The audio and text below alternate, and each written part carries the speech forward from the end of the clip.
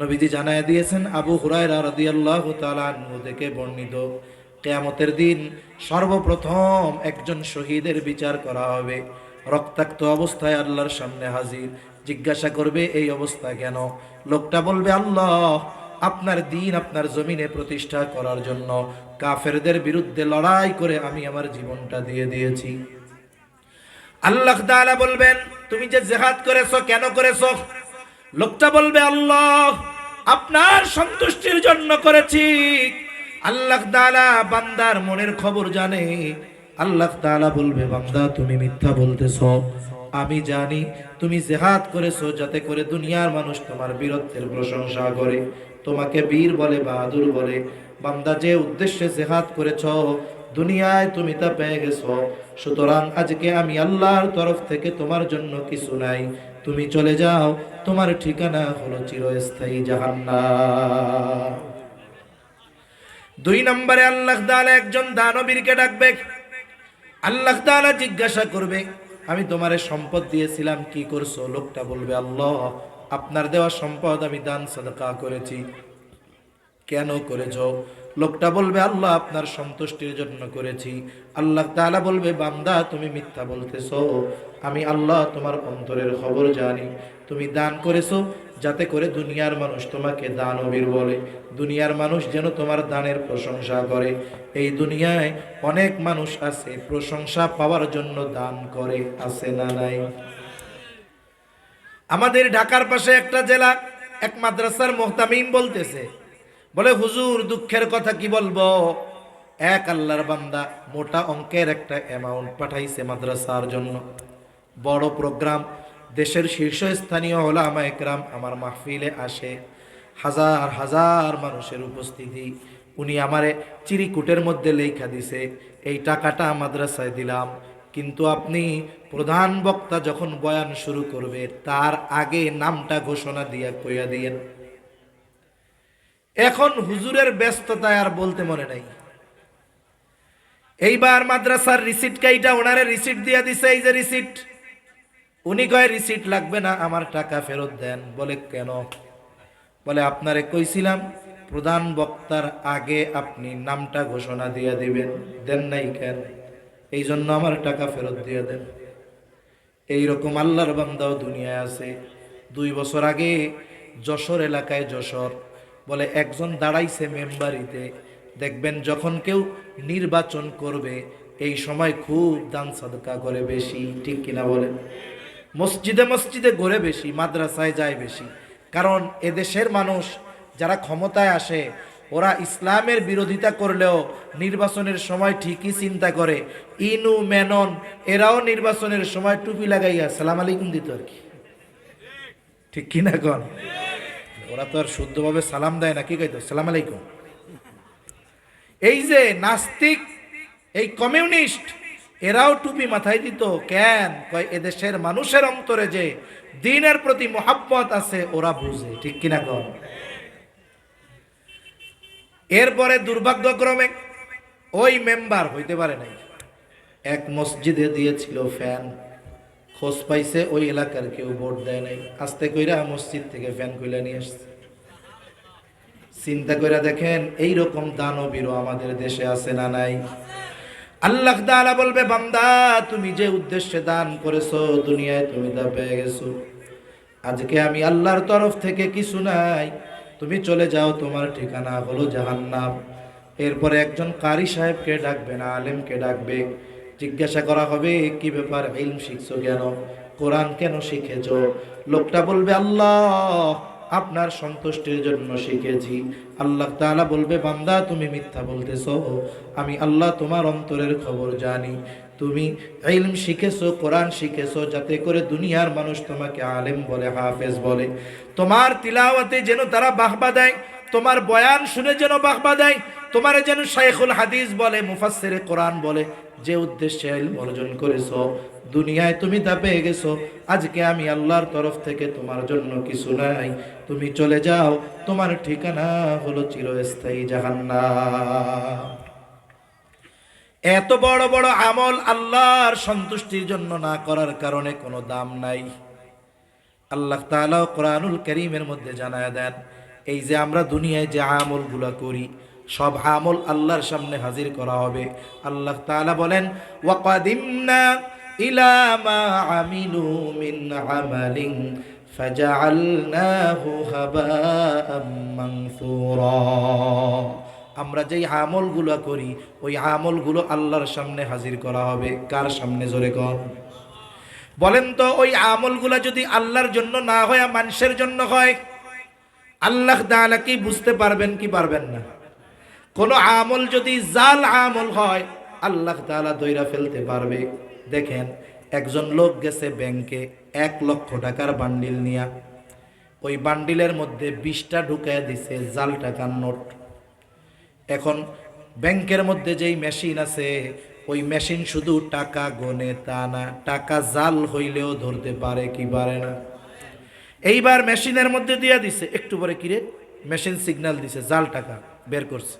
চিন্তা করে অনাকাঙ্ক্ষিত একটা হয়েই যাইতে পারে। কিন্তু বলেন তো পরপর যখন দেখবে 20-25টা জাল নোট, সন্দেহ আসবে কি আসবে না?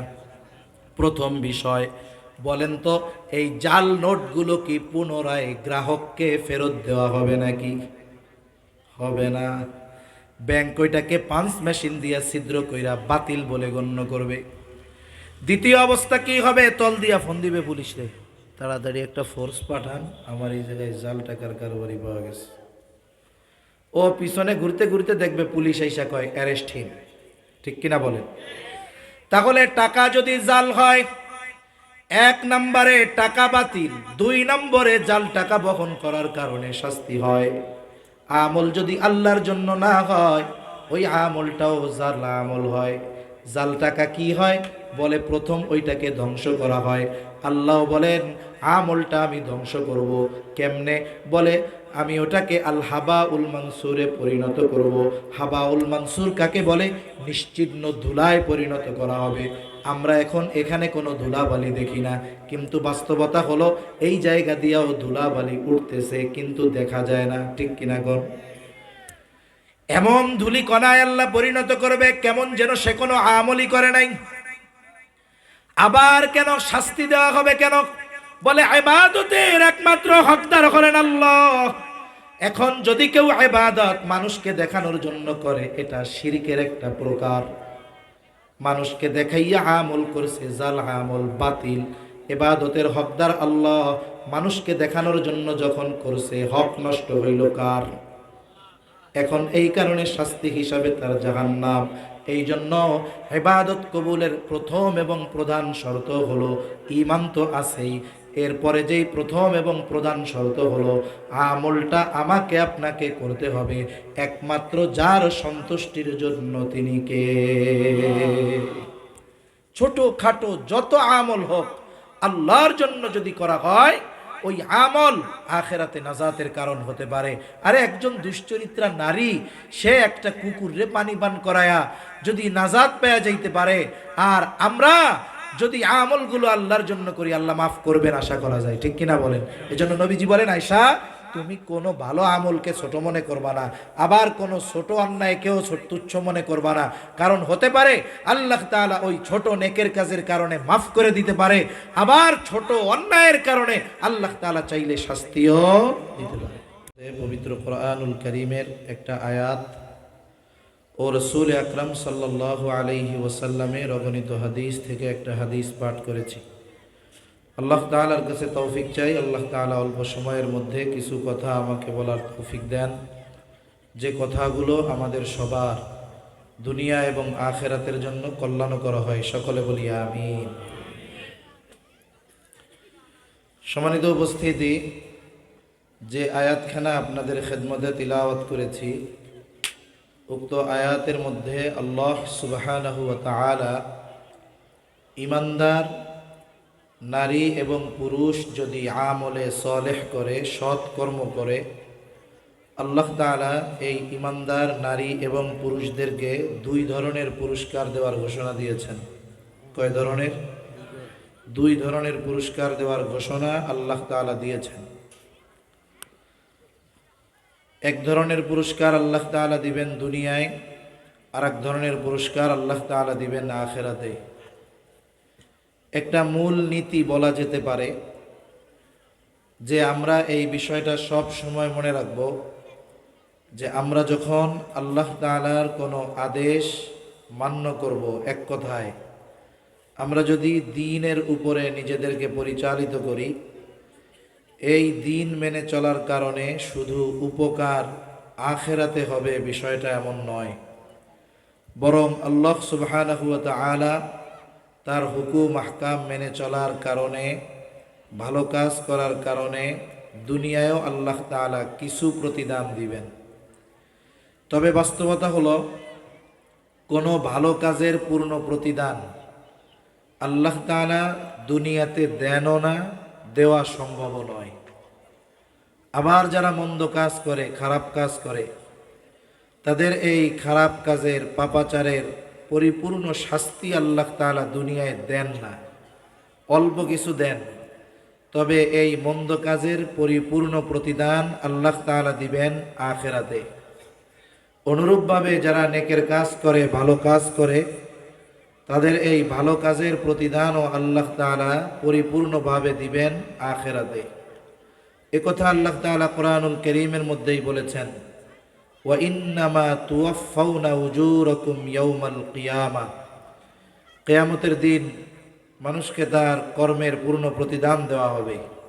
মোট কথা হলো, কিয়ামতের দিন মানুষকে তার দুনিয়ার কর্মের পূর্ণ প্রতিদান দেওয়া হবে। কেউ যদি ভালো কাজ করে, ভালো কাজের পূর্ণ প্রতিদান দেওয়া হবে আখিরাতে। কেউ যদি মন্দ কাজ করে, তাহলে এই মন্দ কাজের পূর্ণ প্রতিদানও আল্লাহ তাআলা দিবেন কখন? আখিরাতে। বলে দুনিয়ায় যা দিবেন এটা অতি সামান্য, দুনিয়ায় যা দিবেন সেটা কি? অতি সামান্য। তাহলে প্রথম বিষয়টা যেটা বললাম, আলোচনা করলাম যে আল্লাহ তাআলা যে কোনো কাজের প্রতিদান দুনিয়াতে কিছু দেন, তবে পরিপূর্ণ আখিরাতে দেন। আল্লাহ সুবহানাহু ওয়া তাআলা ইবাদতের প্রতিদান দেওয়ার ক্ষেত্রে কোনো তারতম্য করেন নাই, কম বেশি করেন নাই, বৈষম্য করেন নাই। তবে নারী এবং পুরুষদের মাঝে সৃষ্টিগত এবং শরীয়তের কিছু মাসালাগত তফাত আছে। তবে ইবাদতের প্রতিদানের ক্ষেত্রে কোনো তারতম্য নাই। যেমন সৃষ্টিগত পার্থক্য কি? বলে প্রথমত একটা বিষয় হলো, মৌলিকভাবে যদি হিসাব করা হয়, নারী এবং পুরুষের মূল বিষয়টা কিন্তু এক। যেমন আল্লাহ তাআলা কোরআনুল কারীমের মধ্যে বলেন, ইয়া আইয়ুহান নাসুত্তাকু রাব্বাকুমুল্লাযী খালাকাকুম মিন নাফসিন ওয়াহিদা। আল্লাহ রাব্বুল আলামিন বলেন, হে মানব সম্প্রদায়, ইত্তাকু রাব্বাকুম, তোমরা তোমাদের রবকে ভয় করো। কোন রব? আল্লাযী খালাকাকুম মিন নাফসিন ওয়াহিদা, যিনি তোমাদেরকে একটি প্রাণ থেকে সৃষ্টি করেছে। নারী হোক আর পুরুষ হোক, আল্লাহ সুবহানাহু ওয়া তাআলা আমাদের কয়টি প্রাণ থেকে সৃষ্টি করেছেন? এক প্রাণ থেকে। সেই এক প্রাণ হলো হযরত আদম আলাইহিস সালাতু ওয়াস সালাম। মানুষের মৌলিক যে জিনিস, এই দেহ, এই স্ট্রাকচার, এটা মানুষের মূল না। মানুষের মূল হলো তার রূহ। মানুষের মূল কি? জবান খুলে বলেন। মানুষের মূল হলো তার রূহ। এই রূহ হলো আসল। রূহ অবিনশ্বর, রূহের কোনো ধ্বংস নাই। আল্লাহ সুবহানাহু ওয়া তাআলা রূহ সৃষ্টি করার পর থেকে নিয়ে এই রূহ শুধু স্থান পরিবর্তন করে, স্থান পরিবর্তন করে। এজন্য একটা মানুষ যখন মারা যায়, আমাদের অঞ্চলেও মসজিদের মাইকে এলান দেওয়া হয়, অমুক এলাকার অমুক আজ বিকাল 5 ঘটিকায় ইন্তেকাল করিয়াছে। বলে কি বলে না? ইন্তেকাল শব্দের অর্থ হলো স্থানান্তরিত হওয়া। তার মানে ওই ব্যক্তির ব্যাপারে বলা হয় যে তিনি স্থানান্তরিত হয়েছেন। মূলত কি স্থানান্তরিত হলো? বলে আমাদের রূহটা আলমে দুনিয়া থেকে আলমে বরজখে স্থানান্তরিত হয়েছে। এখন আল্লাহ তাআলার নির্দেশ হলো রূহ, আল্লাহ সুবহানাহু ওয়া তাআলা এই দিক থেকে নারী পুরুষকে একজনের থেকেই আল্লাহ বের করেছেন। হাদিসের মধ্যেও আসছে আল্লাহ সুবহানাহু ওয়া তাআলা আদম আলাইহিস সালামকে সৃষ্টি করেছেন মাটি থেকে, আমাদেরকে সৃষ্টি করেছেন আদম আলাইহিস সালাম থেকে। আর এক হাদিসের মধ্যে আসছে নবীজি সাল্লাল্লাহু আলাইহি ওয়াসাল্লাম বলেন যে আল্লাহ তাআলা আদম আলাইহিস সালামের পৃষ্ঠদেশ তথা পিঠ থেকে আল্লাহ তাআলা কিয়ামত পর্যন্ত যত মানুষ আসবে, যত মানুষ দুনিয়ায় আছে, যত মানুষ দুনিয়া থেকে চলে গেছে, সবার রূহ আল্লাহ তাআলা আদম আলাইহিস সালামের পিঠ থেকে বের করেছেন। তাহলে এই দৃষ্টিকোণ থেকে নারী পুরুষ এরা সবাই একজনের থেকে বাহির হলো। তবে এই গঠন দেওয়ার ক্ষেত্রে আল্লাহ তাআলা একটা সিস্টেম নির্ধারণ করেছেন। সিস্টেমটা কি? আল্লাহ সুবহানাহু ওয়া তাআলা আদম আলাইহিস সালাতু ওয়াস সালাম থেকে তার জোড়া হাওয়া আলাইহিস সালামকে সৃষ্টি করেছেন। এরপরে কি করেছেন? বলে এই দুইজনের মাধ্যমে আল্লাহ সুবহানাহু ওয়া তাআলা পৃথিবীব্যাপী নারী এবং পুরুষের বিস্তার আল্লাহ তাআলা ঘটিয়েছেন। এখন এই যে স্ট্রাকচার আমাদের দেহ, সৃষ্টিগতভাবে নারী এবং পুরুষের মধ্যে দৈহিক গঠনের কিছু পার্থক্য আছে। যেমন একটা নারী সন্তান ধারণে সক্ষম, পুরুষ সন্তান ধারণে সক্ষম নয়। একটা নারী সন্তানকে দুধ পান করানোতে সক্ষম, একটা পুরুষ এটাতে সক্ষম নয়। এই ধরনের শারীরিক কিছু অবয়ব আকৃতিগত পরিবর্তনও নারী এবং পুরুষের মধ্যে আছে।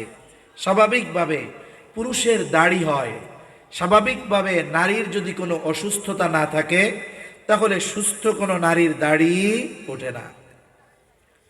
এ হলো আকৃতিগত কিছু পরিবর্তন। আরও যা আছে এটা মোটামুটি বলা লাগে না, সবাই কম বেশি বুঝে। এইবার শরীয়তের হুকুমগত কিছু পরিবর্তন আছে। যেমন একটা মেয়ে যখন প্রাপ্তবয়স্কা হয়, বালেগা হওয়ার পর থেকে নিয়ে আল্লাহ তাআলার একটা নিজাম, 50-55 বছর পর্যন্ত এই মহিলার বা এই মেয়েটার প্রতি মাসে 3 থেকে 10 দিন একটা অসুস্থতা থাকে। বলে এই অসুস্থতা যখন তার থাকে, এই অসুস্থতাকালীন সময় আল্লাহ তাআলা তার জন্য নামাজকে মাফ করে দিয়েছেন। সুবহানাল্লাহ। আরেকটা কি, যেটা নিয়ে ইসলাম বিদ্বেষীরা সবচাইতে বেশি ইসলামের উপরে আঘাত করে, তারা বলতে চায় সম্পদ বন্টনের ক্ষেত্রে ইসলাম নারীদেরকে ঠকিয়েছে, পুরুষদেরকে জিতিয়েছে। নাউজুবিল্লাহ বলেন। আপনারা কথা মনে হয় বুঝেন নাই, কথা বুঝতে পারছেন? বলেন তো, ইসলাম সম্পদ বন্টনের ক্ষেত্রে নারীদেরকে যদিও দৃশ্যমান দেখা যায় কম দিয়েছেন, তবে ইসলাম কি নারীদেরকে ঠকিয়েছে নাকি? ইসলাম নারীদের ঠকায় নাই, বরং হিসাব যদি করা হয় ইসলাম নারীদেরকে জিতিয়ে দিয়েছে। কেমনে জিতাইছে? মনে করেন একটা লোক চাকরি করে, তার বেতন হলো 40,000 টাকা। কত টাকা? জবাব দিতে হবে। কত টাকা? 40,000 টাকা। আর একজন চাকরি করে, তার বেতন হলো 20,000 টাকা। বলেন তো 40,000 বেশি না 20,000 বেশি? 40,000 বেশি। কিন্তু যেই ব্যক্তি 40,000 টাকা বেতন পায়, মাস শেষে দেখা যায় তার খরচ এত বেশি যে মাস শেষে 40,000 শেষ হওয়ার পরে মাঝে মধ্যে আরো মানুষের কাছ থেকে কর্জ করা লাগে। আর যার 20,000 টাকা বেতন, আলহামদুলিল্লাহ 10,000 টাকায় তার মাস চলে যায়, মাস শেষে তার ডানে আরো 10,000 থাকে। বলেন তো বছর শেষে 40,000 বেতনওয়ালা লাভবান না 20,000 বেতনওয়ালা লাভবান? কেন? বলে উনি যদিও বেতন পায় বেশি, ওনার খরচও বেশি। 20,000 টাকাওয়ালা লাভবান কেন?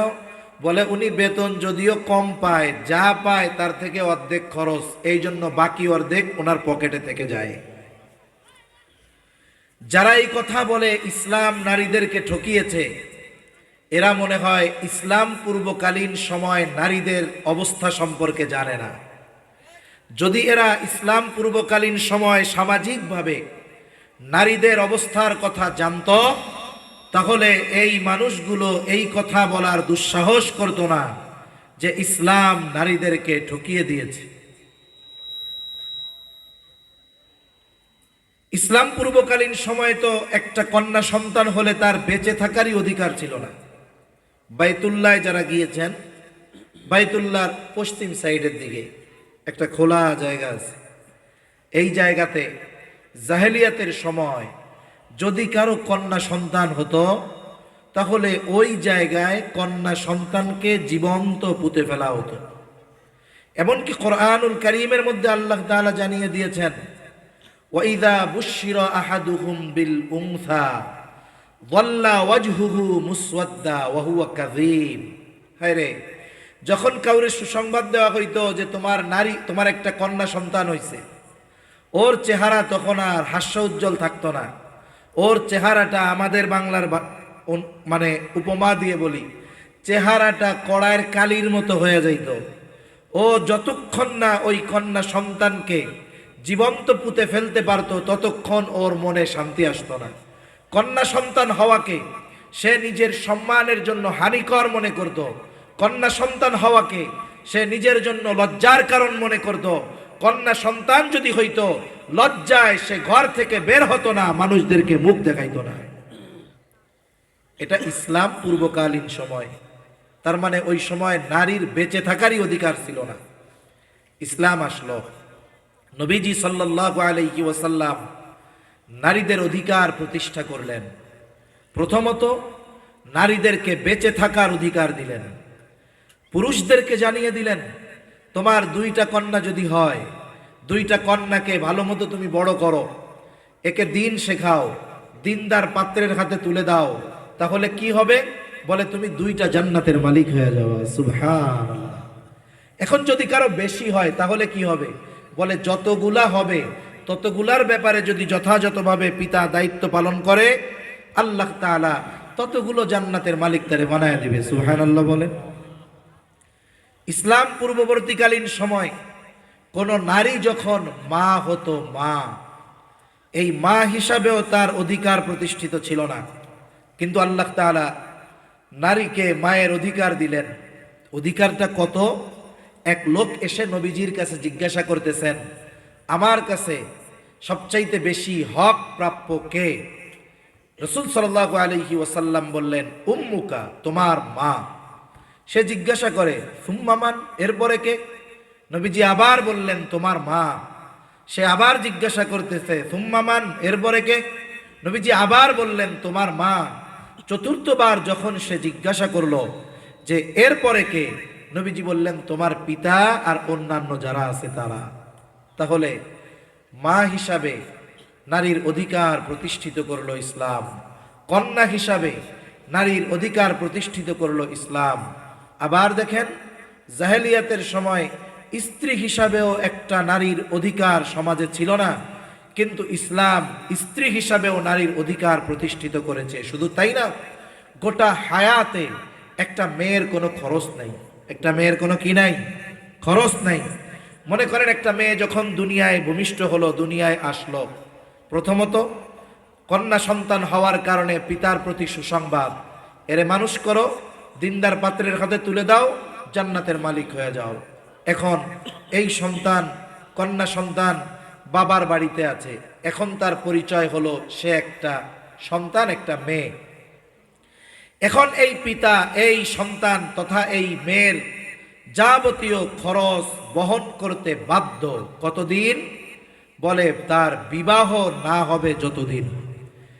বিবাহ যদি 20 বছরে হয়, 20 বছর পর্যন্ত, 25 বছরে হলে 25 বছর পর্যন্ত, 30 বছরে হলে 30 বছর পর্যন্ত, যদি 35 বছরেও বিবাহ না হয়, বলেন তো ওই পিতা 35 বছর পর্যন্ত ওই কন্যার খরচ বহন করতে বাধ্য কি বাধ্য নয়?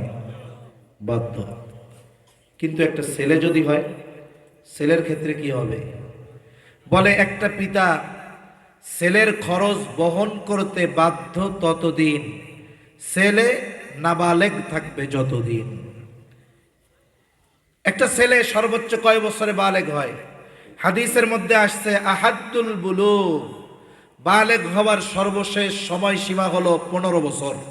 কত বছর জোরে বলেন, আরো জোরে, কত বছর?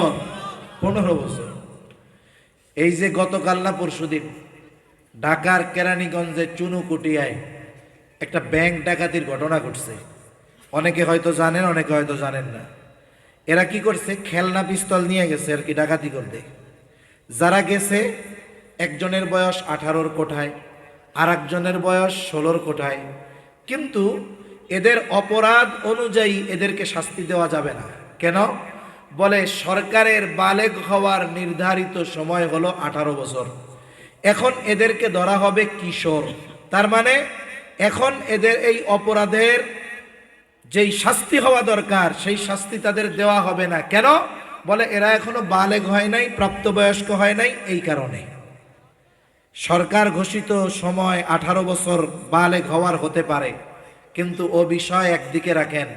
বালেগ কত বছরে হবে, কত দিনে হবে, এর কোনো নির্দিষ্ট সময় ইসলামও দেয় নাই, বরং চূড়ান্ত সীমা জানিয়েছে। সর্বশেষ সময়সীমা কত বছর? 15 বছর। তা এই 15 বছর কিন্তু ইংরেজি হিসাবে নয়, 15 বছরটা হলো আরবি হিসাবে। এই মনিটরটা একটু ঘুরাই দেন ওই দিক, আর ওই টুইট কুমান আপনি চালাইতে পারেন না, আমি বুঝে গেছি। এটা লাগবে না, এটা ঘুরান একটু, টুইট কমাবেন, ক্যাশ ক্যাশ, ঠিক আছে? রিভার্ব দিবেন আরো। তাহলে বালেগ হওয়ার সর্বশেষ সময়সীমা আরবি হিসাবে 15 বছর। তাহলে আরবি হিসাবে যদি 15 বছর হয়, ইংরেজি হিসাবে যদি 15 বছর হয়, আরবি হিসাবে কত দিন হয়? প্রতি বছর হিসাবে 15 10 150, প্রায় 6 মাসের কাছাকাছি বাদ, 5 মাস বাদ। তাহলে ইংরেজি হিসাবে একটা ছেলের যখন 14 বছর 7 মাস হয়ে যাবে, একে আর নাবালক বলার মতো কোনো সুযোগ নাই। সে আরো আগেও বালেগ হইতে পারে, 14 বছরে হইতে পারে, 13.5 বছরে হইতে পারে, 13 বছরেও হয়ে যেতে পারে। এখন একটা ছেলে যখন বালেগ হয়ে যাবে, ধরেন তার 14 বছর বা 15 বছরই ধরলাম। এখন এই ছেলের 15 বছর হওয়ার পরে তার পিতা যদি তাকে বলে যে বাবা তুমি এখন তো বালেগ হয়ে গেছো, আজকে থেকে আমি তোমার কোনো খরচ দিতে পারবো না, তোমার প্রাইভেটের টাকা দিতে পারবো না, তোমার টিউশনির টাকা দিতে পারবো না, তুমি, আমি অসুস্থ, আমারে উপার্জন করে খাওয়াও, তোমার খরচ আমি দিতে পারবো না। বলেন তো ছেলে বালেগ হয়ে যাওয়ার পরে এই কথা বলার অধিকার পিতার আছে না নাই? আছে। কেন? সন্তান ছেলে বালেগ হয়ে যাওয়ার পরে তার খরচ বহন করতে পিতা বাধ্য নয়। কিন্তু মেয়ের ক্ষেত্রে বালেগ হলে কি বলবে যে তুমি, আমি তোমাকে আমি আর খাওয়াইতে পারবো না? এ কথা বলার অধিকার বাবার আছে? বিবাহ হইতেছে না, বাপ কি বলতে পারবে তোমার বিবাহ হয় না কেন, আমি তোমারে আর খাওয়াইতে পড়াইতে পারবো না?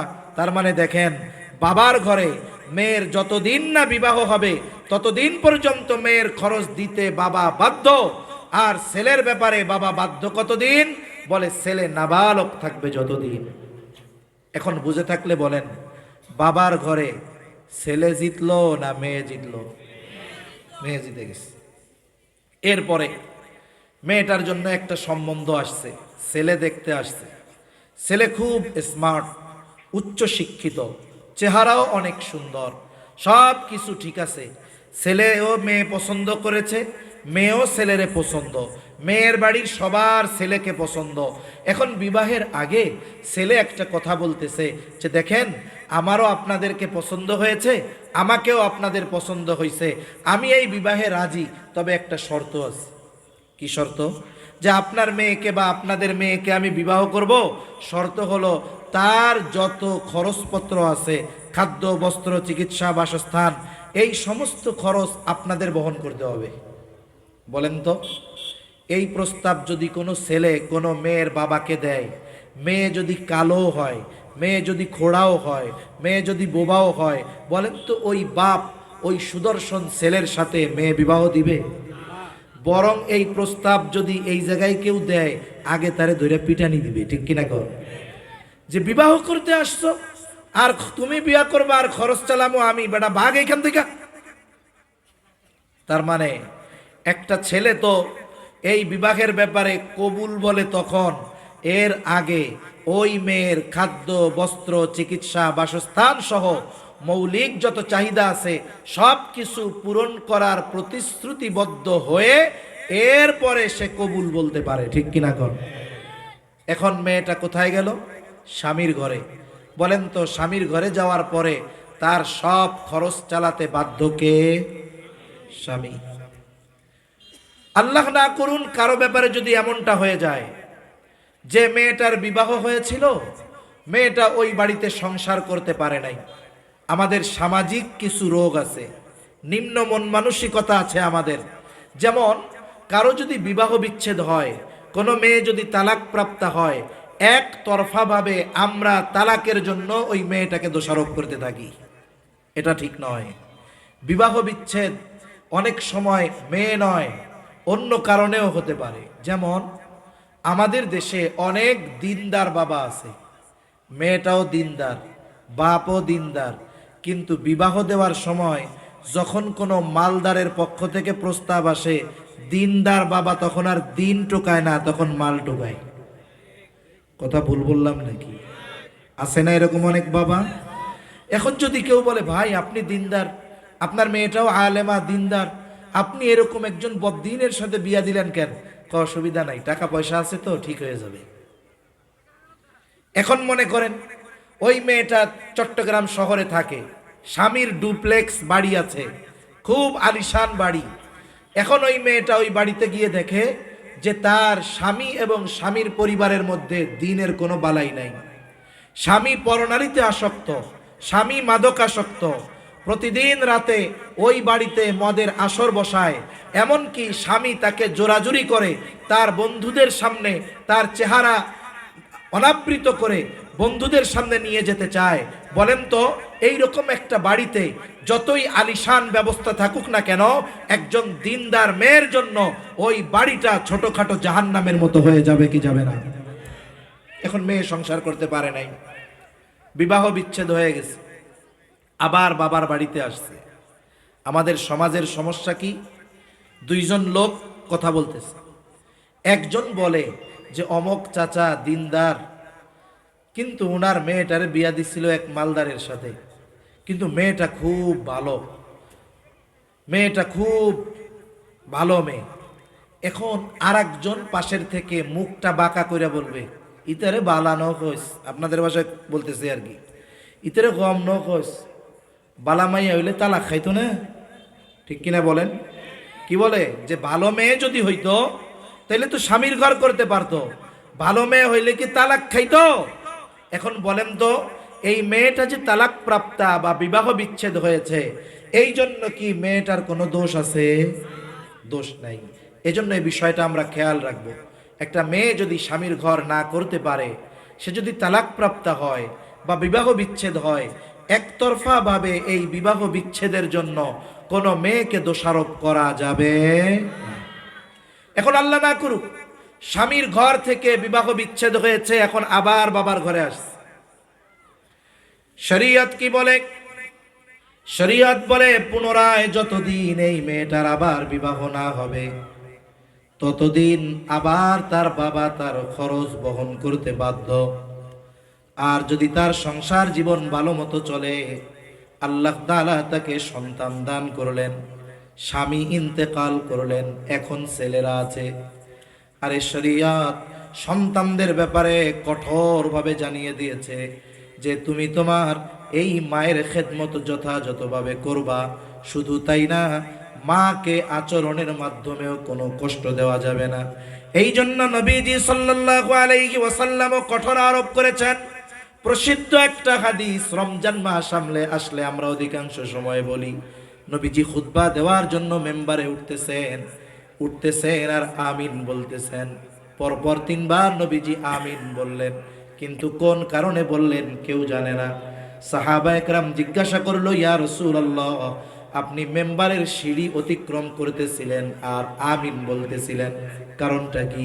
নবীজি যেই কারণ উল্লেখ করেছেন এর মধ্যে একটা কারণ হলো, যেই ব্যক্তি তার মা বাবা উভয়কে বার্ধক্য অবস্থায় পেল অথবা উভয়ের মধ্যে একজনকে পেল, কিন্তু তাদের খেদমতের মাধ্যমে সন্তুষ্টি অর্জন করতে পারলো না, নবীজি জিব্রাইল আলাইহিস সালাম দোয়া করতেছে যে ওই ব্যক্তি ধ্বংস হোক, আর নবীজি বলেছেন আমিন। এখন বলেন তো, দোয়া করেছে রুহুল আমিন আর আমিন বলেছে রহমাতুল লিল আলামিন, এই দোয়া যে কবুল হয়েছে কোনো সন্দেহ আছে নাকি? এই জন্য যখন একটা মা বার্ধক্যকালে উপনীত হয়ে যায়, সন্তানদেরকে আল্লাহ তাআলা আদেশ দিয়েছেন যে এই মা বা বাবা বা উভয়ে যদি থাকে, তাদের সাথে সদাচরণ করবা, ভালো ব্যবহার করবা। তাদের আচরণের দ্বারা যদি তুমি বিরক্ত হও, কষ্ট পাও, খবরদার বিরক্তি প্রকাশক সর্বনিম্ন শব্দ উফ এটাও জবান দিয়ে বাহির করবা না। তাদের সাথে খারাপ আচরণ করবা না। ফালা তাকুল্লাহুমা উফফিন ওয়ালা তানহারহুমা, খবরদার তাদেরকে ধমকের সুরে তাদের সাথে কথা বলবা না। ওয়াকুল্লাহুমা কওলান কারীমা, তাদের সাথে আদবের সাথে উত্তম ভাবে কথা বলবা।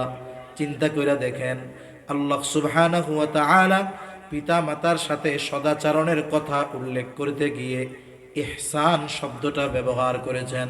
আল্লাহ তাআলা বলেন ওয়াকাযা রাব্বুকা আল্লা তা'বুদু ইল্লা ইয়্যাহু ওয়া বিল ওয়ালিদাইনি ইহসানা। আল্লাহ তাআলা পিতামাতার ব্যাপারে, তাদের সাথে আচরণের ব্যাপারে ইহসান শব্দ ব্যবহার করেছেন, ইনসাফ শব্দ ব্যবহার করেন নাই। ইনসাফ কি? বলে আপনি আমারে যতটুক দিয়েছেন, বোঝানোর জন্য বলি, আপনাকে আমি ততটুক ফেরত দিলাম। আর ইহসান কি? বলে আমারে যতটুক দিয়েছেন তার চাইতে বেশিটা আমি ফেরত দিলাম। পিতা মাতার সাথে ব্যবহার কেমন হবে? বলে তারা আমার সাথে যত ভালো ব্যবহার করেছে অতটুকু ফেরত দিলে হবে না, বরং তার চাইতে বেশি ফেরত দিতে হবে। সর্বোচ্চ ভালো আচরণ পিতা মাতার সাথে করতে হবে। তার মানে বলতেছিলাম যে একটা নারী যখন স্বামী মারা যায়, তার যদি সন্তান থাকে, আল্লাহ তাআলা স্পেশাল ভাবে আইন প্রয়োগ করে দিয়েছেন যে এই মায়ের সন্তুষ্টি অর্জনের জন্য যা কিছু করা লাগবে তুমি করবা। কারণ কি? বলে এই মা তোমার জান্নাত অথবা জাহান্নাম। এই জন্য যেই সন্তানেরা দিনদার, তাদের জীবন চলে যায় যাক, সব কিছু চলে যায় যাক, তারা পিতা মাতার সন্তুষ্টি অর্জনের জন্য সর্বোচ্চ চেষ্টা করে। মূল কথা হলো একটা নারী সে যখন জন্ম নেয় থাকে বাবার ঘরে, বিবাহের পরে চলে যায় স্বামীর ঘরে, এরপরে স্বামী ইন্তেকালের পরে সে থাকে তার সন্তানদের কাছে। এই গোটা হায়াতে প্রথমে তার সব খরচ বহন করার দায়িত্ব হলো তার বাবার, তারপরে স্বামীর, তারপরে সন্তানের। গোটা হায়াতে তার কোনো খরচ নাই। তার মানে আল্লাহ তাআলা তার জন্য যতটুকু দিয়েছেন ততটুকুই তার থেকে যায়, তার থেকে একটুও খরচ করা লাগে না। কিন্তু একটা পুরুষ দেখেন, একটা সময় সে সন্তান থাকে, একটা পুরুষ যখন সন্তান দেখা যায়, বিবাহ হওয়ার আগেই তাকে উপার্জন করা শুরু করে দিতে হয়। এইবার সে তার মা বাবার জন্য ব্যয় করে। এরপরে এই পুরুষটা যখন বিবাহ করে তার স্ত্রীর জন্য ব্যয় করা শুরু করে। সন্তান যখন হয় সন্তানের জন্য ব্যয় করে। তার মানে যদিও দেখা যায় আল্লাহ তাআলা নারীর দ্বিগুণ পুরুষকে দিয়েছেন, কিন্তু পুরুষের ব্যয় এত বেশি, এত বেশি ব্যয় করার পর পুরুষের ডানে আর কোনো কিছুই থাকে না। আর নারীকে যদিও দেখা যায় দিয়েছেন পুরুষের অর্ধেক, কিন্তু কোনো খরচে ইসলাম তাকে বাধ্য করে নাই। যার কারণে নারীর জন্য যতটুকু নির্ধারণ করা আছে পুরোটুকুই নারীর মালিকানায় থেকে যায়। তাহলে বলেন, সম্পদ বন্টনে যদিও দেখা যায় নারীকে দেওয়া হয়েছে পুরুষের অর্ধেক, পরিমাণ যদিও কম দেখা যায়, বাস্তবতায় বলেন তো জিতছে নারী না পুরুষ? নারী জিতছে। কিন্তু ইবাদতের বিনিময়ের ক্ষেত্রে আল্লাহ তাআলা কোনো তারতম্য করেন নাই। বরং যদি হিসাব করা হয়, নারীকে এখানেও আল্লাহ জিতিয়ে দিয়েছেন। বলে একটা পুরুষের সময় আছে, সুযোগ আছে, সে ইচ্ছা করলে নফল ইবাদত করতে পারে, তাহাজ্জুদ পড়তে পারে, মসজিদে অপেক্ষা করে আওয়াবিন ইশরাক পড়তে পারে। কিন্তু একটা নারী যখন বাসায় থাকে, তার যদি সন্তান থাকে, তার জন্য ফরজ নামাজ পড়াই অনেক সময় কষ্টকর হয়ে যায়। এই জন্য নফল ইবাদত সে করতে পারে না, নফল রোজা সে রাখতে পারে না।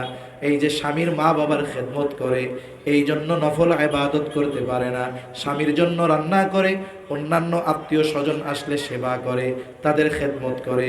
বলে এই নারী যদি এইগুলাকে বোঝা না মনে করে আল্লাহর সন্তুষ্টির জন্য এই কর্মগুলো করে, বুজুর্গানে দিন বলেন এই নারীর রান্না বান্না, কাপড় ধোয়া, তারপরে সন্তান লালন পালন, এই বিষয়গুলো তার আমল নামায় কবুল ইবাদত বলে গণ্য হয়ে যায়। আর পুরুষ নামাজ পড়ছে, রোজা রাখছে, কবুল হবে কি হবে না আল্লাহ জানে। কিন্তু সে যদি তার এই গৃহস্থলী কাজগুলো আল্লাহর সন্তুষ্টির জন্য করে, বলে এগুলাও তার আমল নামায় কবুল ইবাদত বলে যোগ হয়, হিসাবে এই জায়গাও নারী জয়ী। ঠিক কিনা গো? যাই হোক, আমার আয়াতের মূল আলোচনার দিকে যাই। আল্লাহ রাব্বুল আলামিন বলেন, মান আমিলা সালিহাম মিন যাকারিন আও উনসা ওয়া হুয়া মুমিন।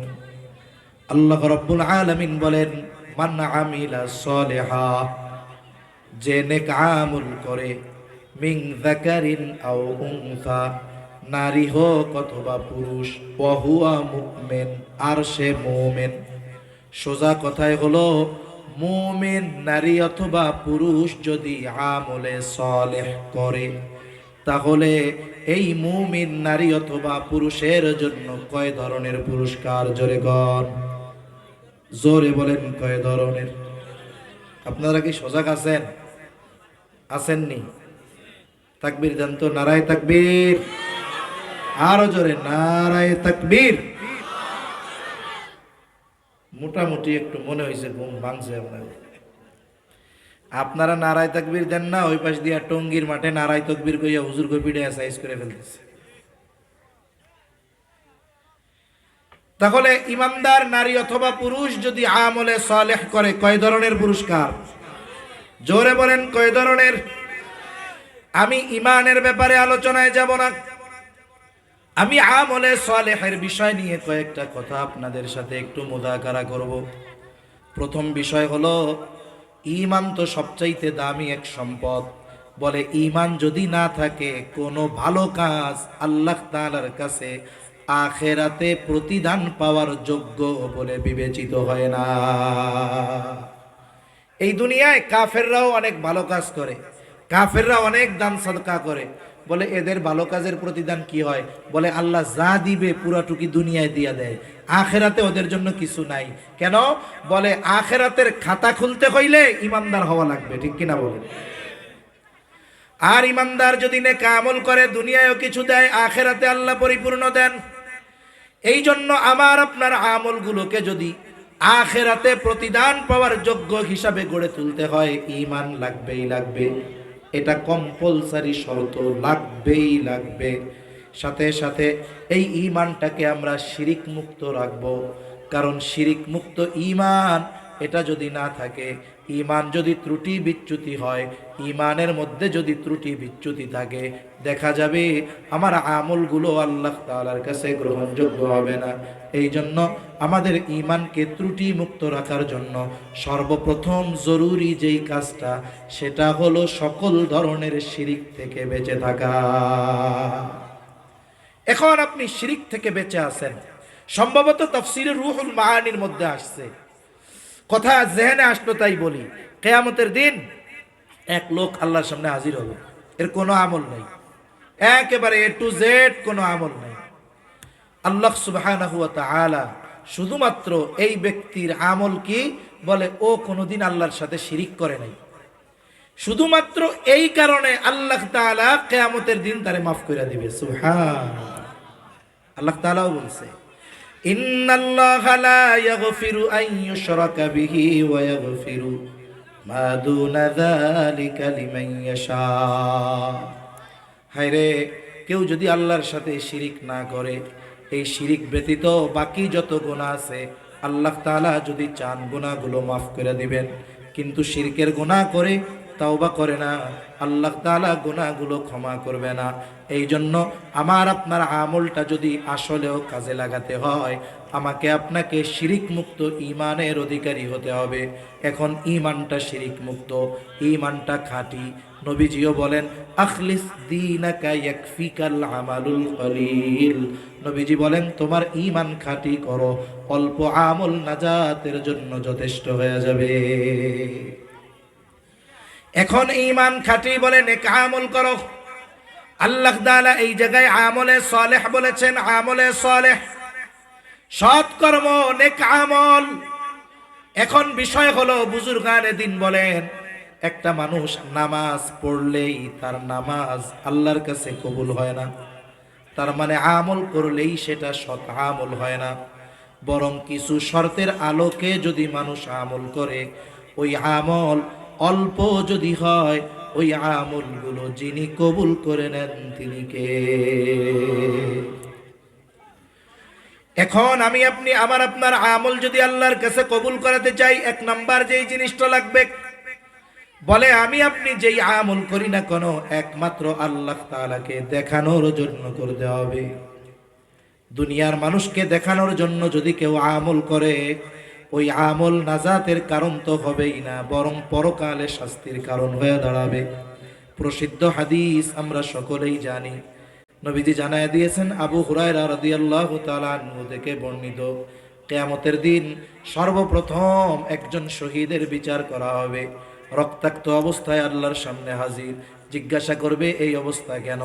লোকটা বলবে আল্লাহ আপনার দ্বীন আপনার জমিনে প্রতিষ্ঠা করার জন্য কাফেরদের বিরুদ্ধে লড়াই করে আমি আমার জীবনটা দিয়ে দিয়েছি। আল্লাহ তাআলা বলবেন তুমি যে জিহাদ করেছো কেন করেছো? লোকটা বলবে আল্লাহ আপনার সন্তুষ্টির জন্য করেছি। আল্লাহ তাআলা বান্দার মনের খবর জানে। আল্লাহ তাআলা বলবে বান্দা তুমি মিথ্যা বলতেছো, আমি জানি তুমি জিহাদ করেছো যাতে করে দুনিয়ার মানুষ তোমার বীরত্বের প্রশংসা করে, তোমাকে বীর বলে, বাহাদুর বলে। বান্দা যে উদ্দেশ্যে জিহাদ করেছো দুনিয়ায় তুমি তা পেয়ে গেছো, সুতরাং আজকে আমি আল্লাহর তরফ থেকে তোমার জন্য কিছু নাই, তুমি চলে যাও, তোমার ঠিকানা হলো চিরস্থায়ী জাহান্নাম। দুই নম্বরে আল্লাহ তাআলা একজন দানবীরকে ডাকবে। আল্লাহ তাআলা জিজ্ঞাসা করবে আমি তোমারে সম্পদ দিয়েছিলাম কি করছো? লোকটা বলবে আল্লাহ আপনার দেওয়া সম্পদ আমি দান সাদকা করেছি। কেন করেছো? লোকটা বলবে আল্লাহ আপনার সন্তুষ্টির জন্য করেছি। আল্লাহ তাআলা বলবে বান্দা তুমি মিথ্যা বলতেছো, আমি আল্লাহ তোমার অন্তরের খবর জানি। তুমি দান করেছো যাতে করে দুনিয়ার মানুষ তোমাকে দানবীর বলে, দুনিয়ার মানুষ যেন তোমার দানের প্রশংসা করে। এই দুনিয়ায় অনেক মানুষ আছে প্রশংসা পাওয়ার জন্য দান করে, আছে না নাই? আমাদের ঢাকার পাশে একটা জেলা, এক মাদ্রাসার মুহতামিম বলতেছে, বলে হুজুর দুঃখের কথা কি বলবো, এক আল্লাহর বান্দা মোটা অঙ্কের একটা অ্যামাউন্ট পাঠাইছে মাদ্রাসার জন্য। বড় প্রোগ্রাম, দেশের শীর্ষস্থানীয় উলামা একরাম আমার মাহফিলে আসে, হাজার হাজার মানুষের উপস্থিতি। উনি আমারে চিরিকুটের মধ্যে লেখা দিছে এই টাকাটা মাদ্রাসায় দিলাম, কিন্তু আপনি প্রধান বক্তা যখন বয়ান শুরু করবে তার আগে নামটা ঘোষণা দিয়া কইয়া দিয়েন। এখন হুজুরের ব্যস্ততায় আর বলতে মনে নাই। এইবার মাদ্রাসার রিসিট কাইটা ওনারে রিসিট দিয়া দিছে, এই যে রিসিট। উনি কয় রিসিট লাগবে না, আমার টাকা ফেরত দেন। বলে কেন? বলে আপনারে কইছিলাম প্রধান বক্তার আগে আপনি নামটা ঘোষণা দিয়ে দিবেন, দেন নাই কেন? এই জন্য আমার টাকা ফেরত দিয়ে দেন। এইরকম আল্লাহর বান্দাও দুনিয়ায় আছে।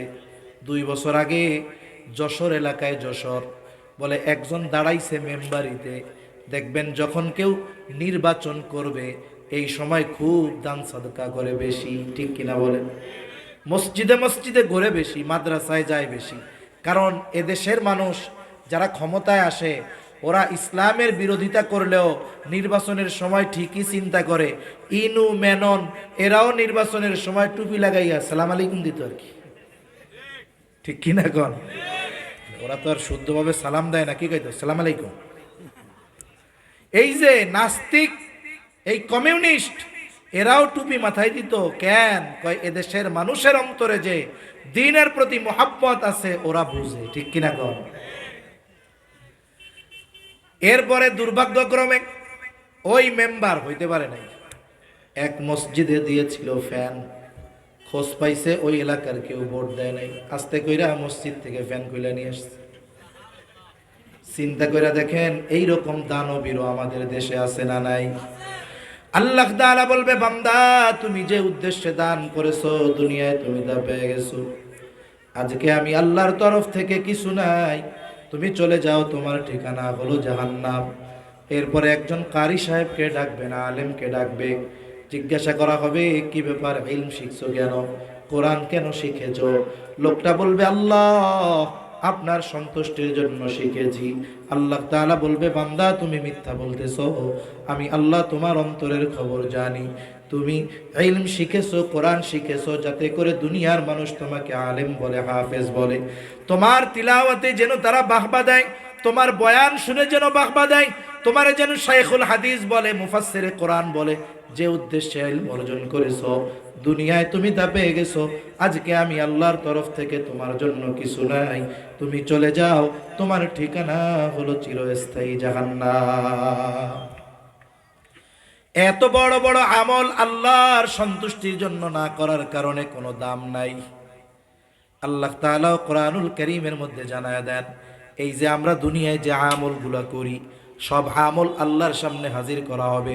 আল্লাহ তাআলা বলেন, ওয়াকাদিমনা ইলা মা আমিলু মিন আমালিন ফাজআলনাহু হাবাআম মানসুরা।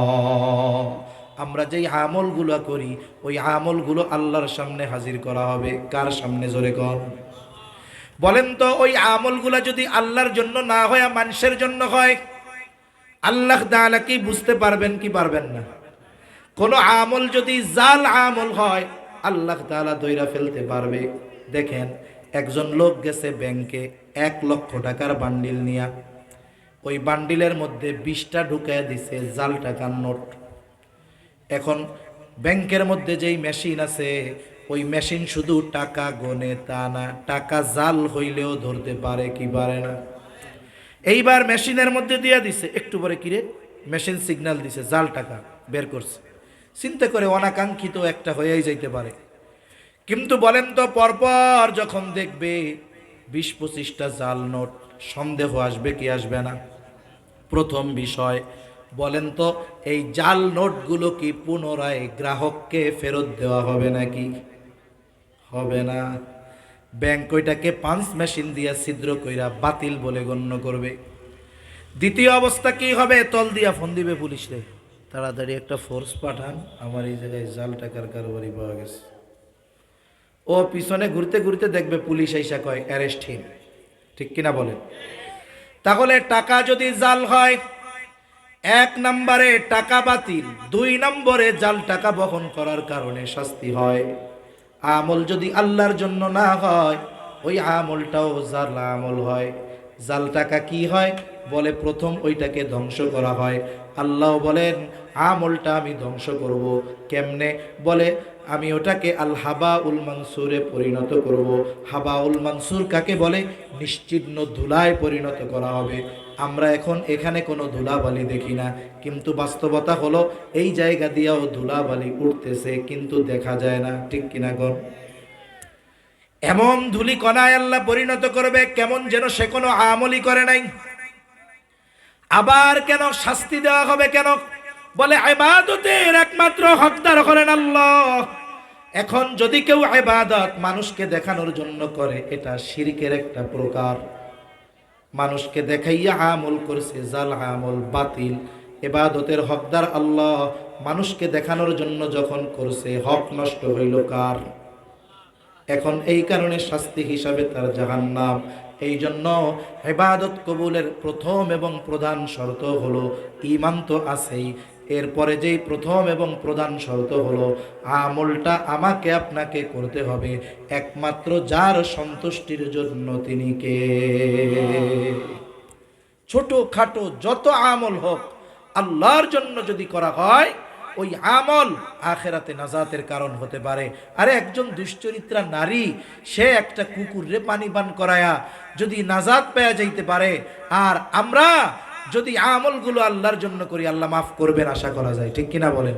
এজন্য নবীজি বলেন, আয়েশা তুমি কোনো ভালো আমলকে ছোট মনে করবা না, আবার কোনো ছোট অন্যায়কেও তুচ্ছ মনে করবা না, কারণ হতে পারে আল্লাহ তাআলা ওই ছোট নেকের কাজের কারণে মাফ করে দিতে পারে, আবার ছোট অন্যায়ের কারণে আল্লাহ তাআলা চাইলে শাস্তিও দিতে পারে।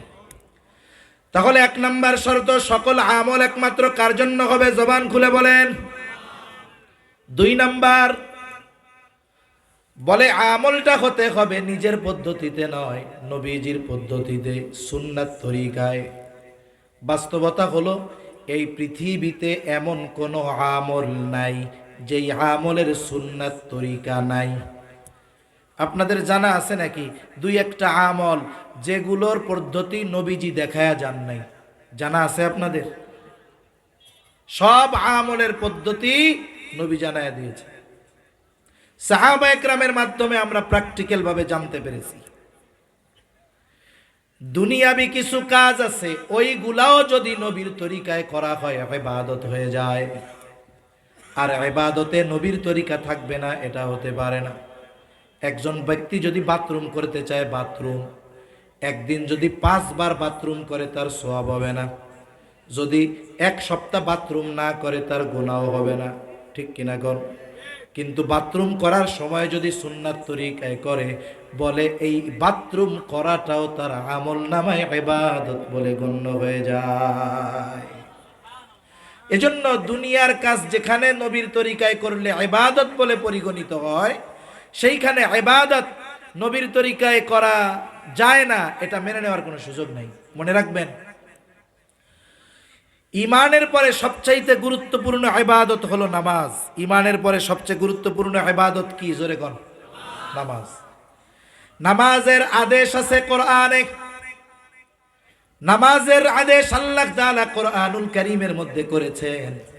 এখন যদি সারা পৃথিবীর সব আলেমদেরকে বলেন এই যে কোরআন দেওয়া হলো, শুধুমাত্র এই কোরআনের মধ্য থেকে ওই যে নুরানি মাদ্রাসায় ছোট ছোট বাচ্চারা প্রদর্শনী দেখায় 2 রাকাত নামাজে 60টা মাসালা, এই 2 রাকাত নামাজের একেবারে প্র্যাকটিক্যাল মাসালা টাসালা সহ নবীর সুন্নাত নবীর হাদিস বাদ দিয়ে শুধু কোরআন থেকে বের করে দেন, কিয়ামত পর্যন্ত যদি সুযোগ দেওয়া হয়, হায়াত দেওয়া হয়, শুধু কোরআন থেকে 2 রাকাত নামাজ পড়ার পদ্ধতি বের করতে পারবে না। কিন্তু নামাজের আদেশ আল্লাহ কোরআনে দিলেন, শিখবো কোথার থেকে? নবীজি বলেন টেনশনের কোনো কারণ নাই, সল্লু কামা রাআইতুমুনি উসাল্লি, নামাজ কিভাবে পড়বা? আমাকে যেভাবে নামাজ পড়তে দেখো। তার মানে নামাজের আদেশ করেছেন আল্লাহ, নামাজের পদ্ধতি উম্মতকে শিখিয়ে দিয়েছেন মুহাম্মাদুর রাসূলুল্লাহ। আরেকটা উদাহরণ দেই, মনে করেন নামাজের যতগুলো ফরজ আছে এর মধ্যে একটা ফরজ হইল রুকু করা। কি করা? জোরে বলেন। রুকু করা ফরজ। কোরআনে আল্লাহর নির্দেশ আছে ওয়ারকাউ মা'আর রাকিঈন, রুকুকারীদের সাথে রুকু করো। রুকু শব্দের শাব্দিক অর্থ কি? বলে রুকু শব্দের শাব্দিক অর্থ হলো ঝুঁকা। এখন আমি মনে করেন নামাজে দাঁড়াইছি, নামাজে দাঁড়ানোর পরে সূরা ফাতিহার সাথে সূরা মিলাইয়া সোজা দাঁড়া হয়ে মাথাটার এরকম একটু ঝুঁকাই দিছি, দেহ ঝুঁকাই নেই, শুধু মাথা ঝুঁকাই দিছি। বলেন তো এইটুকু যদি আমি ঝুঁকাই, এটাকে কি আপনারা রুকু বলবেন? দেখেন রুকুর শাব্দিক অর্থ ঝুঁকা, বুঝলাম, কিন্তু কতটুকু ঝুঁকলে নামাজের রুকু হয় এটা কোরআনে নাই। শিখবেন কোথার থেকে? নবীর থেকে।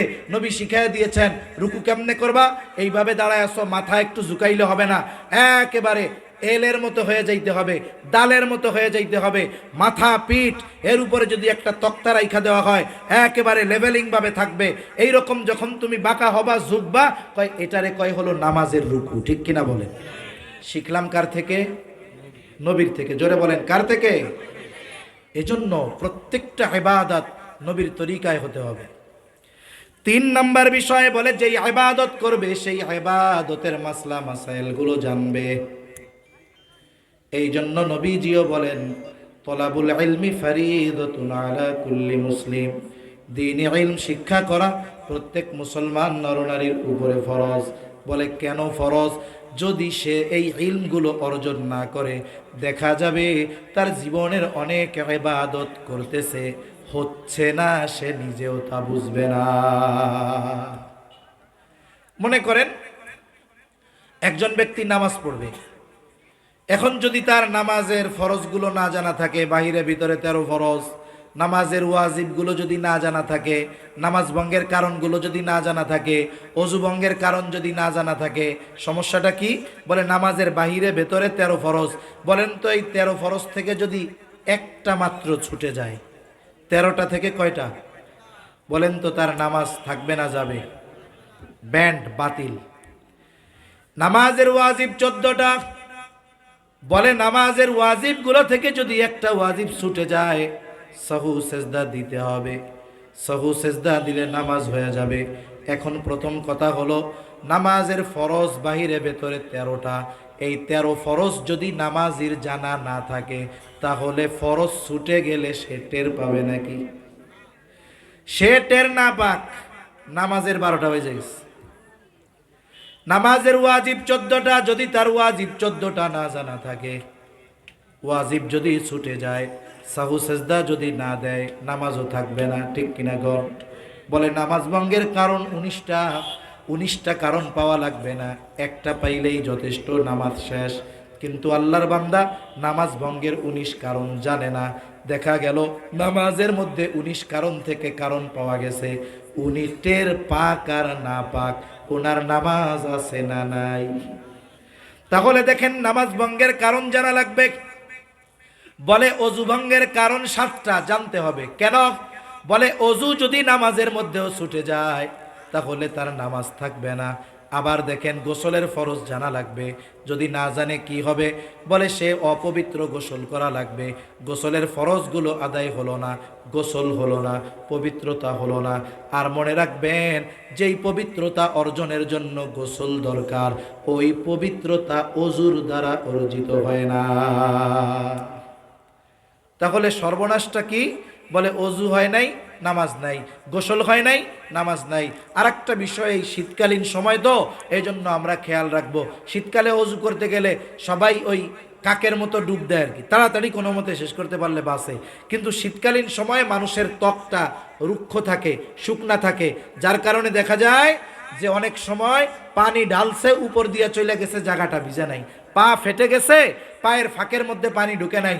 বলে অজু করার সময় অজুর যেই সমস্ত জায়গাগুলো ধৌত করা ফরজ, ওই জায়গাগুলোর মধ্যে যদি এক চুল পরিমাণও শুকনা থাকে তাহলে অজু হবে না।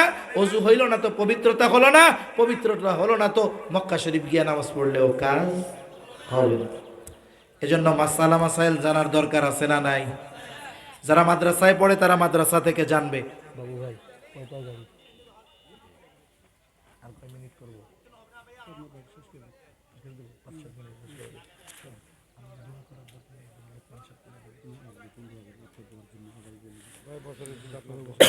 তারপরে দেখেন মাসলা মাসাইল শিখতে হবে কি হবে না? শিখবেন কোথায়? বলে একদল তো মাদ্রাসায় শিখে। আগের আমলে খানকায় গিয়ে শেখাটা সহজ ছিল, কিন্তু জামানা এখন এরকম, অনেক পীর সাহেবের কাছে মুরিদ হওয়ার পরে সারা জীবনে পীর সাহেবের হাত ধইরাও একবার মুসাফা করা যায় না। ঠিক কিনা বলেন? এখন মুরব্বী যারা, শিখবেন কোথায়? বলে শেখার একটা তো জায়গা ছিল, দাওয়াত ও তাবলীগের মেহনত, এই জায়গাও তো কত ঝামেলার মধ্যে আছি। আমি আগেও বলছি, আমি একজন আম পাবলিক হিসাবে যদি আমারে কেউ জিজ্ঞাসা করে আপনি তাবলীগ কাদের সাথে করবেন, আমি স্বাভাবিক বলবো আমি আলেমদের সাথে করব, আলেমদের সাথে যাব। কেন যাব? বলে প্রথমত যাব তাদের সাথে গেলে তাদের যে জ্ঞানের আলো, ইলমের আলো, তাদের সাথে কিছুদিন থাকার কারণে হলেও এর প্রভাব আমার মধ্যে আসবে। ঠিক কিনা বলেন? আর মিয়া চম্বুকের সাথে যদি লোহা কিছুদিন লাগা থাকে, ওই লোহার মধ্যেও চম্বুকের কিছু আকর্ষণ শক্তি যায় কি যায় না? আর এখনকার যে পরিস্থিতি, আমি আর লম্বা কথায় গেলাম না, এখন যে আলেমদের সাথে কেন যাওয়া দরকার, এখন আর ওয়াজ করা লাগবে না, মানুষ এখন এমনিই বুঝতেছে। ঠিক কিনা বলেন? এখন আর এতাআতি নাই। এক গ্রুপ হইল সন্ত্রাসী, আর এক গ্রুপ হইল আলেমুই শুরা, উলামা ইকরামের তত্ত্বাবধানে যেটা পরিচালিত হয়। এজন্য আমরা এই দেশে দাওয়াত ও তাবলীগের কাজ চলবে, এটা বন্ধ করার ক্ষমতা কারো নাই। তবে এই দাওয়াত ও তাবলীগের মেহনত উলামা ইকরামের তত্ত্বাবধানে চলবে ইনশাআল্লাহ। কেন চলবে? বলে এই দেশে তাবলীগের মেহনত উলামা ইকরামের মাধ্যমে এসেছে। এদেশে তাবলীগ শুরু হয়েছে কার দ্বারা? বলে সদর সাহেব হুজুর শামসুল হক ফরিদপুরি রহমাতুল্লাহি আলাই, ওনার মাধ্যমে শুরু হয়েছে কাজ। গওহরডাঙ্গায় ওইখানে আমির বানাইছেন আব্দুল আজিজ রহমাতুল্লাহি আলাইহিকে। এরপরে প্রথম মার্কাজ হলো বাগেরহাটের মোল্লাহাট থানার উদয়পুর মাদ্রাসা। আরে বলে যেই কাজ পৃথিবীব্যাপী বিস্তৃত, ওই কাজের মার্কাজ যদি কোনো দেশে একটা প্রত্যন্ত অঞ্চলে হয় না। বলে এ দেশের কাজ এমন এক জায়গায় মার্কাজ হতে হবে যেখান থেকে চতুর্দিকে আলো ছড়াবে। যেমন দেখেন, ফ্যাক্টরি হইল চট্টগ্রাম, হেড অফিস হইল ঢাকা। ঠিক কিনা বলেন? ফ্যাক্টরি কই? Chittagong, head office Dhaka. বলে কেন? বলে এইখানে হেড অফিসটা হইলে গোটা দেশে আমার ব্যবসা পরিচালনা করা সহজ হবে। তাহলে মার্কাজ যদি কেন্দ্রবিন্দু ঢাকায় হয়, দাওয়াতের কাজ করা সহজ হবে। এরপরে পরামর্শ করে বাংলাদেশে সর্বপ্রথম 1966 সালে ওই যে কাকরাইল, ওই জায়গায় প্রথম ইজতেমা হয়। এরপরে ওইখানে ওই যে মার্কাজ হলো। তাহলে দেখেন, লম্বা ইতিহাস বলার সময় নাই, মূল কথা হলো এই দেশে দাওয়াত ও তাবলীগের মেহনত শুরু হয়েছে উলামা ইকরামের হাত ধরে। এখন যখন আমরা কিছুদিন সুযোগ দিয়েছি, এই সুযোগের অপব্যবহার করে দাওয়াত ও তাবলীগের মধ্যে কিছু অসাধু লোক ঢুকে নিজেদের মন গড়া ব্যাখ্যা আর উল্টাপাল্টা যখন করছে, উলামা ইকরাম চিন্তা করছে এইবার আর ওই ঘুড়ির নাটাই ওদের হাতে দেওয়া যাবে না, আবার আমাদের হাতে আনতে হবে। সঠিকভাবে মানুষকে দ্বীনের কথা বলে দ্বীনের পথে পরিচালনা করার ব্যবস্থা নিতে হবে। ঠিক কিনা বলেন? কেন নিতে হবে? বোঝা গেছে যে ওরা কেমন করে ঘুমন্ত মানুষদের উপরে আক্রমণ করে নির্বিচারে হত্যা করেছে। এরপরে 4 নম্বর বিষয়, যদি ইবাদত কবুল আল্লাহর কাছে করাতে হয়, অবশ্যই উপার্জন এবং খাবারটা হালাল হতে হবে। এই দুইটা যখন হালাল, তখন এই 4 শর্ত পূরণ। বুজুর্গানে দিন বলেন, এই 4 শর্ত ঠিক রেখে ইমান ঠিক, এই 4 শর্ত ঠিক। এখন যারা আমল করবে তাদের আমল যিনি কবুল করে নেবেন তিনি কে? আল্লাহ তাআলা বলেন, ইমানদার নারী অথবা পুরুষ যখন আমলে সালেহ করবে, পুরস্কার 2 ধরনের। প্রথম ধরনের পুরস্কার হলো দুনিয়ায়। আল্লাহ তাআলা বলেন, দুনিয়ায় কি পুরস্কার? ফালানুহিয়ান্নাহু হায়াতান তাইয়্যিবা। এই দুনিয়ায় কি দিবে? বলে তাদেরকে হায়াতে তাইয়্যিবা দেওয়া হবে, পবিত্র জিন্দেগি দেওয়া হবে। আমরা অনেক সময় দোয়ার মধ্যে বলি, আল্লাহ অমুকরে আপনি হায়াতে তাইয়্যিবা দান করেন। লম্বা ব্যাখ্যা করার মতো সুযোগ নাই। মুফাসসিরিনে কেরাম বলেন, হায়াতে তাইয়্যিবা হলো পুত পবিত্র এক জীবন, পাপ মুক্ত এক জীবন, অমুখাপেক্ষী এক জীবন, বলে স্বল্পে তুষ্টের এক জীবন। শুধু তাই না, বলে আল্লাহ তাআলা এই ব্যক্তি হায়াতে তাইয়্যিবার আর এক ব্যাখ্যা, বলে ইবাদতে মজা। এখন বলেন তো, একটা মানুষ যদি দুনিয়ার বুকে অমুখাপেক্ষী থাকা লাগে, মানুষের কাছ থেকে স্বল্পে তুষ্টের জ্ঞান যদি এটা অর্জন করতে পারে, সাথে সাথে ইবাদতের মজা যদি পায়, যদি পবিত্র পঙ্কিলতা পাপ মুক্ত এক জিন্দেগি পায়, এর চাইতে দুনিয়ায় তার উত্তম আর কিছু হতে পারে নাকি? তাহলে দুনিয়ায় আল্লাহ তাআলা এটা দিবে, আখিরাতে কি দিবে? বলে ওয়ালা নাজজিয়ান্নাহুম আজরাহুম বিআহসানি মা কানু ইয়ামালুন। বাস্তবতা হলো দুনিয়ায় আমরা যে আমল করি, আল্লাহর কসম এই আমলের দ্বারা জান্নাত পাওয়ার উপায় নাই। আল্লাহ তাআলা বলেন, বান্দারে এই 2 শর্তগুলা ঠিক রেখে তুমি যখন দুনিয়ায় কোনো নেক আমল করবা, আমি তোমার এই নেক আমলের তুলনায় অনেক অনেক উত্তম প্রতিদান তোমাকে আখিরাতে দান করব। এজন্য আমরা যদি ঈমান ঠিক রেখে নেক আমল করি, নারী অথবা পুরুষ, ওই 4 শর্ত ঠিক রেখে দুনিয়ায়ও সফল, আখিরাতেও সফল। আল্লাহ সুবহানাহু ওয়া তাআলা আমাদের সবাইকে কথাগুলো বুঝবার, আমলের কথাগুলো আমল করবার তৌফিক দান করেন। সকলে বলি আমিন। ওয়া আখিরু দাওয়ানা আনিল হামদুলিল্লাহি রাব্বিল আলামিন। আসসালামু আলাইকুম ওয়া রাহমাতুল্লাহি ওয়া বারাকাতুহু।